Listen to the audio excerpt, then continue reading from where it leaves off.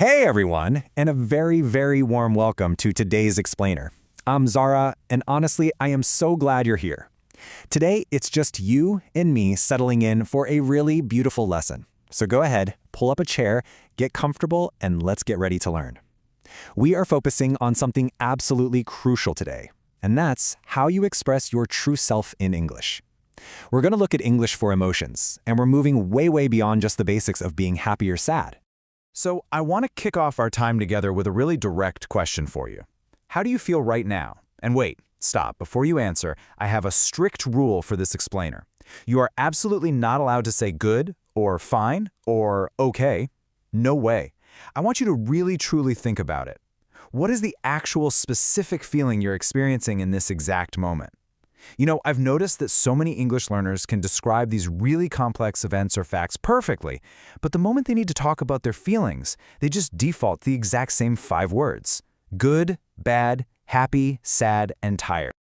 And hey, using only those basic words is fine, but it's literally like painting a beautiful sweeping landscape using only black and white paint. The picture is there, sure, but all that vibrant color is entirely missing.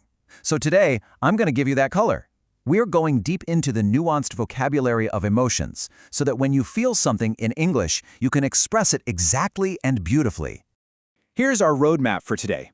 We'll start with the shades of happy, then the shades of sad, angry, and scared. After that, we'll look at some complex feelings and wrap the whole thing up with some really natural conversational phrases. Okay, Section 1.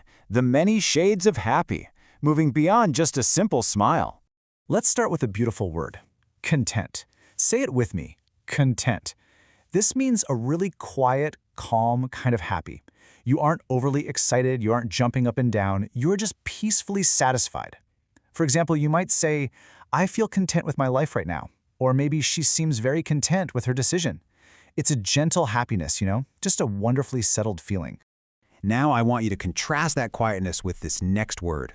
Elated. This is happiness at its absolute highest peak. It means being extremely happy, usually right after something wonderful has just happened. Imagine the feeling when she finally got that job offer she wanted so badly. She was elated. Or you could say, I felt elated when I finished my first marathon. It's that high energy, totally undeniable joy. Another really unique shade of happiness is nostalgic. Look at the sentence we have here. This song makes me feel so nostalgic. Nostalgic is kind of a bittersweet happiness that you feel when you remember good things from the past. It's sweet, sure, but it's tinged with just a little bit of sadness for a time that is gone and won't come back. Like maybe you feel nostalgic when you're looking through old family photos. Moving on to Section 2. The many shades of sad, from disappointment to devastation. Our first word in this category is melancholy. Melancholy is a gentle but very deep sadness.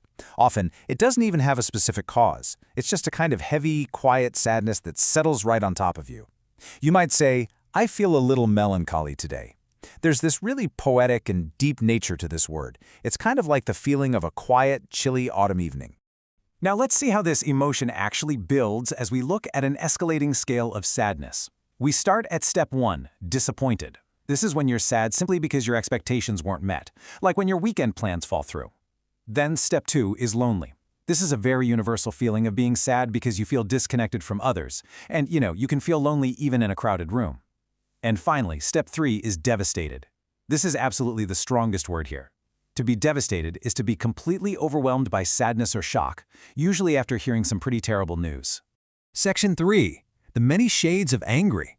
Uncovering the layers of frustration. So we can actually break anger down by its intensity. On the mild side, we have annoyed. This is your everyday, totally temporary irritation, like when someone is chewing loudly next to you. In the middle, we have feeling blocked, which we call being frustrated. You feel frustrated when something just isn't working the way you want it to, and you feel stuck. And on the far right of the scale, we have the extreme, furious or livid. If you are livid, you are completely beyond regular anger. It is intense, it's explosive. But honestly, my favorite word in this category is this one right here, indignant. This vocabulary word precisely captures a very specific type of anger. It means you're angry because something feels deeply unfair or unjust. Like, if you were accused of lying when you definitely told the truth, you don't just feel angry, you feel indignant. It is a righteous anger. It's the exact feeling of being wronged. All right, Section 4, the many shades of scared, understanding our fears. So the absolutely crucial point here is the difference in immediacy. Think about nervous versus terrified. Nervous is an anticipatory, mild fear. It's exactly how you feel right before a big presentation at work or before getting on an airplane. But terrified?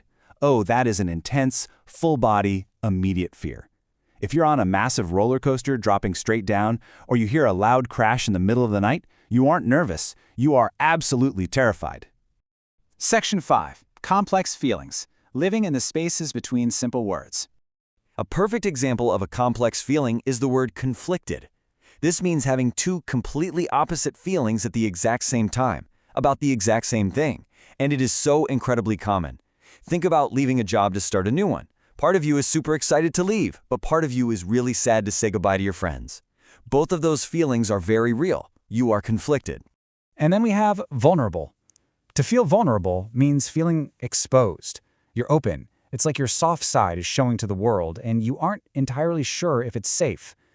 Opening up about your past or sharing a deep secret makes you feel vulnerable. It's a scary feeling sometimes, for sure, but taking that risk takes immense courage, and it really is a truly beautiful way to connect with other people. And our final section, Section 6, expressing yourself like a native, natural conversational phrases. Using full, natural phrases is the ultimate secret to sounding less like a textbook and much more like a real person just having a chat. Instead of saying, I feel mildly bad, try saying, I'm feeling a little off today. If you're feeling overwhelmed by all your responsibilities, you can say, things are getting on top of me. If you are incredibly elated, try, I am on cloud 9. And if you're feeling a bit physically unwell or just a bit sad, I'm under the weather. I highly, highly encourage you to practice using these exact phrases in your daily conversations. As we wrap up our lesson today, I want to leave you with this thought. Grammar is mechanics, vocabulary is tools, but emotions are the reason language exists.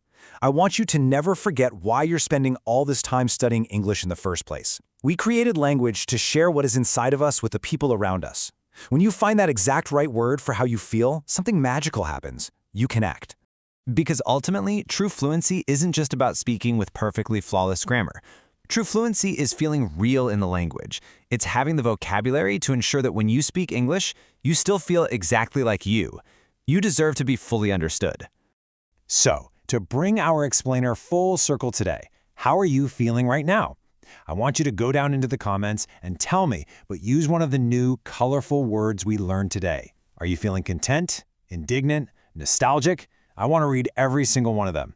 Keep practicing, keep expressing your beautiful selves, and I will see you in our next lesson.